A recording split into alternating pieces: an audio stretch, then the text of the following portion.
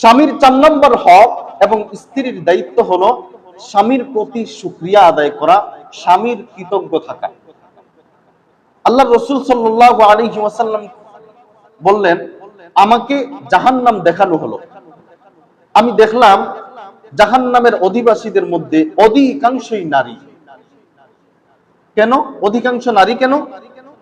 তারা কি আল্লাহকে অস্বীকার করে জাহান্নামে গিয়েছে? না। তাহলে কেন তারা জাহান্নামী?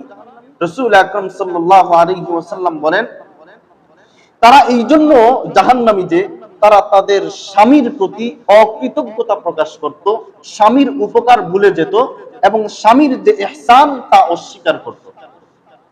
এই কথাটা আরেকটু সহজ করে বলি।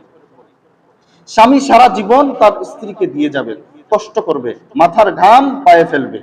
কোনো একদিন যদি 19-20 হয়ে যায়, একটু যদি বেশকম হয়ে যায়, স্ত্রী অতীতের সব অবদান ভুলে গিয়ে বলবে, তোমার সংসারে আসার পরে আমি জীবনে কোনোদিন কোনো সুখ পাইলাম না, তোমার জীবন সংসারে আসার পরে আমার জীবনটা ধ্বংস হয়ে গেছে, তোমার সংসার করে 20 বছর 10 বছর আমি সংসার করতেছি, তুমি কোনোদিন আমাকে একটা সুতাও দিলা না। এরকম বলে না? অথচ স্বামী তার রক্ত পানি করে বউ বাচ্চার জন্য, স্বামী তার কালো চুলটা পাকনা বানায় এই বউ বাচ্চার চিন্তার জন্য, স্বামী তার পুরো জীবনটা বউয়ের জন্য, পরিবারের জন্য, স্ত্রীর জন্য উৎসর্গ করে দেওয়ার পরে কোনো একদিন বেশকম হয়ে গেলে ওই সমস্ত ভুলে গিয়ে স্ত্রী বলে, তুমি আমার জন্য কি করেছো? নাথিং, কিছুই করো নাই।